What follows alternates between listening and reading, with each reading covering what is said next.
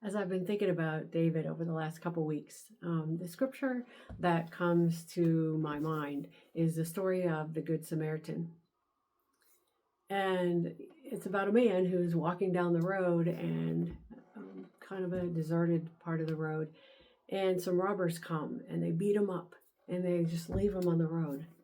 And so a man comes walking by and he looks over at the man and he sees him, but he keeps on walking by.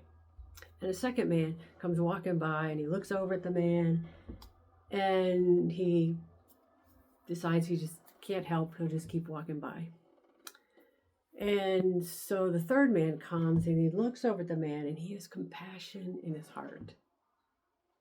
He goes over to the man and he bandages up his wounds. He places him on his donkey and he takes him to an inn and asks the innkeeper if he would take care of the man until he's feeling better and is healed. And he gave him money and said, if it's not enough, when I come back, I'll pay you what I owe. The story reminds me of David because I think David was a man of compassion and he liked to help other people. When I moved to Needville to serve as associate pastor at Emmanuel, I was basically by myself. I didn't come with family, and my mom and dad visited, but so the church people became family and friends to me as I served them. And David and Patty were two of the first people who reached out to me and he said, hey, would you like to come out to eat with us? And he said, this is what Patty and I like to do. We just love to eat.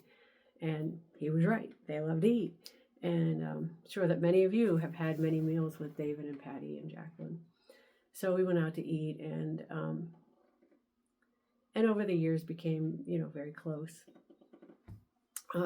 David didn't always get time away just to have fun because he was busy at work all the time. But one time he and Patty and Jacqueline and I went to the Renaissance Fair and we had a great time. So in the couple weeks before David passed away, I called him and he was having a really good night. And so we talked for a while. And he reminded me of a time in which I had asked him to help. I was asked to be on the Houston Association Board of Directors for Settegas Heights Public Housing because they were partnered with them. And they needed one more person. So I thought about David and I asked him, and because I thought he was qualified, he had knowledge of construction and housing and things. So he got on the board and said, it's no big deal. Well, as he reminded and laughed with me when we were talking, he said, yeah, well, we got into a mess, didn't we? And I said, yeah, I guess we did, David. He said, yeah. And he said, so thanks. And he laughed some more. And then he had to remind me, of course, then about the camp council. And I said, me? Then he goes, yes, you got me on that. And I thought about it, and he was right, of course. Before I left Texas, I went off the camp council, and we needed 2 people. So I invited Nancy Keebler to join, and I invited David Lamensky to join. And yes, David's reminded me that they ended up in a mess too.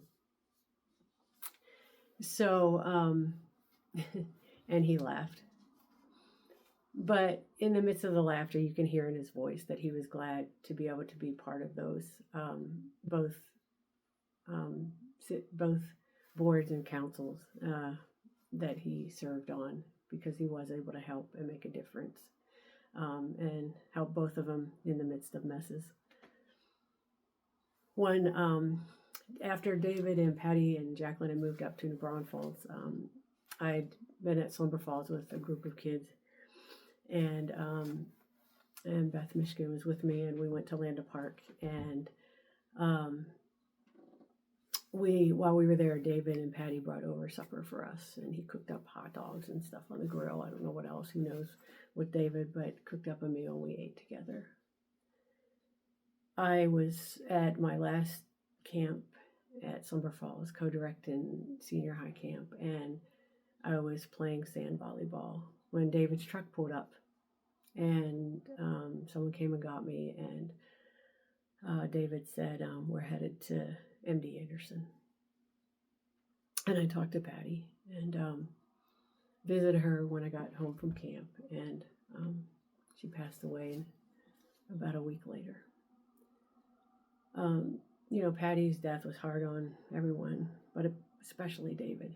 And so, in the weeks and years to come, David would call me 2, 3, 4, 5 times a week. And so, we remained close even after Patty's death. And, we would talk, we would laugh, he would tell bad jokes, and we'd talk about Jacqueline and fuss about other things and work, and we were just there for each other. He was a man of compassion. He was a man of faith. And he strove to live out his faith in the best way he knew how, and that was by helping others. Thank you.